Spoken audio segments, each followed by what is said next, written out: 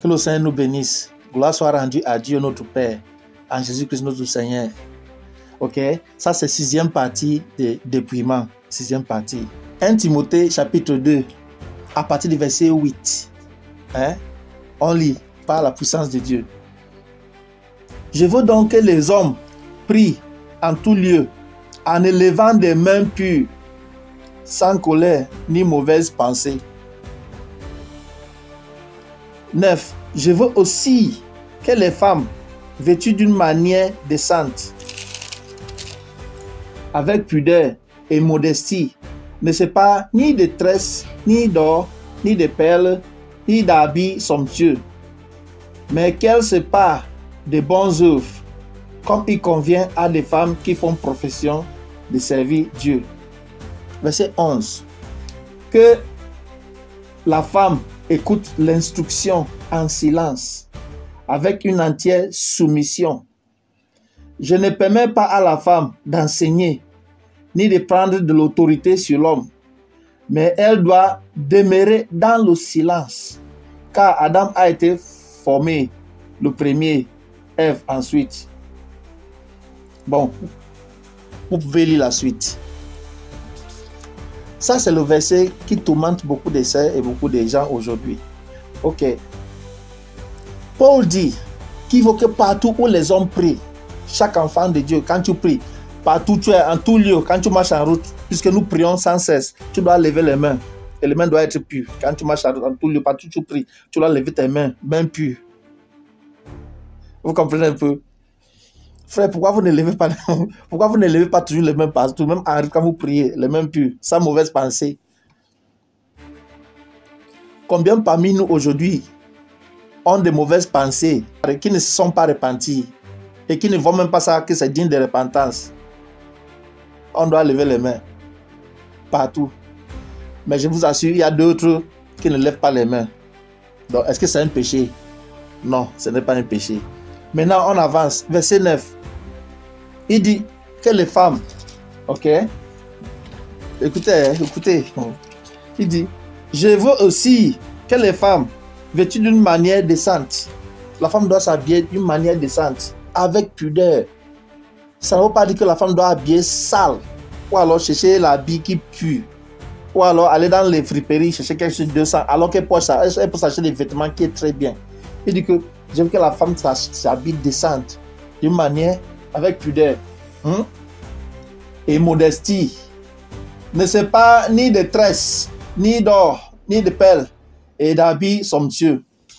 Il dit, la femme ne doit pas aller commencer à chercher les tresses, l'or et toutes ces choses-ci, et les habits qui coûtent cher là. Ça, vous comprenez ça? On laisse d'abord ici, on avance. On avance, Et il dit, mais qu'elle se parle de bonnes œuvres, comme convient des femmes qui font profession de servir Dieu. Donc, ce qu'on doit regarder chez toi, c'est quelles sont tes œuvres. Est-ce que tu as le genre de femmes qui... Est-ce que tu as le genre de femmes qui parlent trop, qui bavardent trop, qui insultent les gens, qui disent je m'en fous, Dieu m'a sauvé? C'est les œuvres qu'on veut regarder. On continue. Maintenant, il dit que les femmes écoutent l'instruction en silence, avec une entière soumission. Paul dit ici, dans le verset 6, que la femme n'a pas le droit de parler. Quand on donne l'instruction, elle doit fermer la bouche. Entier silence. Elle n'a pas sa part à contribuer dedans. Oui. Il continue, il dit, je ne permets pas que la femme enseigne. Ok. Vous les sœurs qui dites aux autres sœurs, qui prennent la Bible, commencez à montrer les chapitres, commencez à enseigner en leur disant que le Seigneur vous a dit, le Seigneur vous a enseigné ceci, et vous voulez qu'elle fasse ça. Qu'est-ce que vous faites? Ce n'est pas l'enseignement. Êtes-vous coupable ou pas? Pourquoi vous laissez le premier parti? C'est ça qui vous intéresse. Mais le deuxième parti, vous êtes prêt à déchirer les gens. Ah, ministère de la femme, on doit prier. Moi, je suis le prophète. Déborah a prophétisé. Déborah était juge. L'autre a prophétisé. Vous voyez comment vous prenez ça?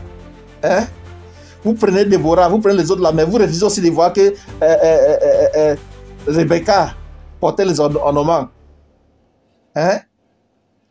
Et si vous voyez qu'on est dans l'église, il ne veut pas que les femmes portent. Ça veut dire que les femmes portaient ça dans l'église.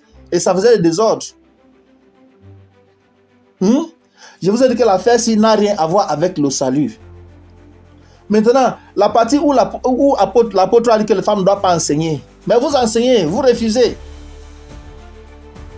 Vous avez dit que Philippe avait 3 filles qui prophétisaient dans l'assemblée, oui. Mais pourquoi alors vous prêchez? Pourquoi vous enseignez?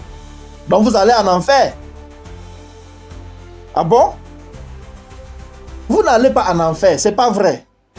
Paul a donné ses raisons. Il dit que ce n'est pas à cause d'Adam qu'on a échoué, que c'est Ève qui nous a mis dans le problème qu'on a aujourd'hui.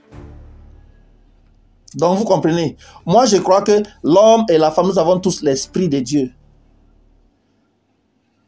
Paul est en train de dire qu'il ne veut pas que la femme prenne l'autorité sur l'homme. C'est ce qu'il est en train de dire. Ok? Si vous savez que le fait de parler aux gens, témoigner Jésus, prenez la Bible, lisez les versets, faites des vidéos, envoyez aux sœurs. Si vous voyez que ce n'est pas l'enseignement, alors laissez les sœurs qui portent ce qu'elles portent, qui ont conviction dans leur cœur, que le Saint, puisque c'est le Saint-Esprit que vous avez reçu, qu'elles ont reçu, qui ont cette conviction dans leur cœur, qu'elles ne sont pas en train de pécher. Laissez-les, car elles ne sont pas vraiment en train de pécher. Quand elles mettent quelque chose qui est bizarre, qui séduit les gens, elles savent aussi qu'elles sont en train de faire ce qui n'est pas bien. Elles vont changer en écoutant la parole de Dieu. Mais quand vous venez leur faire comprendre que non, il y a une qui a commenté chez moi en disant une sœur, tu n'es pas encore une sœur du ciel.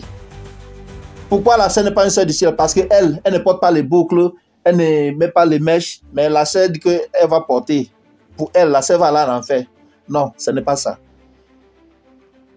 Lisez ces versets, vous allez comprendre. Pour les filles, pour les sœurs qui se dépouillent, qui ne portent pas les choses, gloire à Dieu. Je suis d'accord. Où je suis là, tous ceux qui sont avec moi n'en portent pas presque. Il y a aussi d'autres qui portent. Mais ce n'est pas ça qui donne la vie éternelle. Et parmi nous, il y a les faibles et il y a les forts. Hein? Quand tu es fort, tu dois soutenir le faible. C'est ça. C'est ça l'amour, nous sommes un. Jésus a accueilli chacun. Même ceux qui ont percé le nez, percé partout là, avant de venir au Seigneur, Jésus les a accueillis comme ça. Ils sont sanctifiés, parfaits devant Dieu. Que le Seigneur nous bénisse. Dernière partie arrive.